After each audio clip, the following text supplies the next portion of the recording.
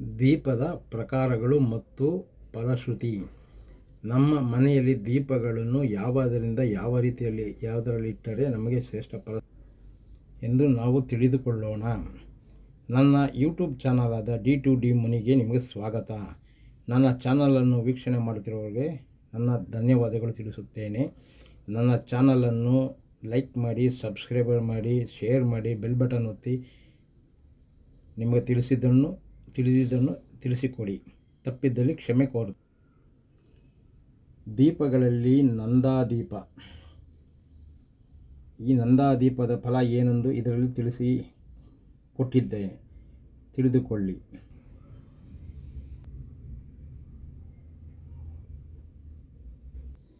ನಂದಾದೀಪವು ಯಾರ ಮನೆಯಲ್ಲಿ ಬೆಳಗುತ್ತಿರುವುದೋ ಅವರ ಮನೆಯಲ್ಲಿ ಸುಖ, ಶಾಂತಿ, ನೆಮ್ಮದಿ, ಅಷ್ಟೈಶ್ವರ್ಯಗಳು ಎಲ್ಲವೂ ತುಂಬಿ ತುಳುಕುತ್ತದೆ. ಮಾಟ ಮಂತ್ರಗಳು ಯಾವುದು ಮನೆಯ ಒಳಗೆ ಬರುವುದಕ್ಕೆ ಸಾಧ್ಯವೇ ಇಲ್ಲ.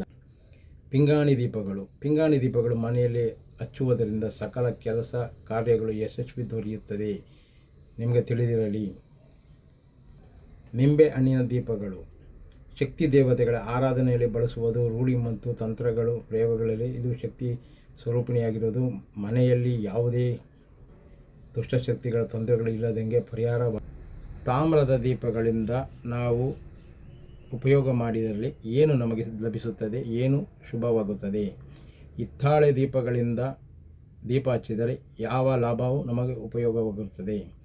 ಹಿತ್ತಾಳೆ ಮತ್ತು ಕಂಚಿನ ದೀಪವನ್ನು ಬೆಳಗಿಸಿದರೆ ಯಾವುದು ನಮಗೆ ಫಲ ಲಭಿಸುತ್ತದೆ ಎಂಬುದು ಇಲ್ಲಿ ತೋರಿಸಿಕೊಡಲಾಗುತ್ತಿದೆ. ಪಂಚಲೋಹದ ದೀಪಗಳಿಂದ ಬೆಳಗಿಸಿದ ದೀಪಗಳಿಂದ ನಮಗೆ ಯಾವ ಫಲ, ವಿಶೇಷತೆ ಏನು? ಪಂಚಲೋಹದ ದೀಪಗಳನ್ನು ಬೆಳೆಸುವವರಿಗೆ ಪಿತ್ರಾರ್ಜಿತ ಆಸ್ತಿ, ಮನೆಯಲ್ಲಿ ನಿರುದ್ಯೋಗ, ನ್ಯಾಯಾಲಯದಲ್ಲಿ ದೀರ್ಘಕಾಲದ ವ್ಯಾಜ್ಯಗಳ ಪರಿಹಾರ. ಒಟ್ಟಾರೆ ಹೇಳುವುದಾದರೆ ದೀರ್ಘಕಾಲ ಸಮಸ್ಯೆಗಳು ಬಗೆಹರಿ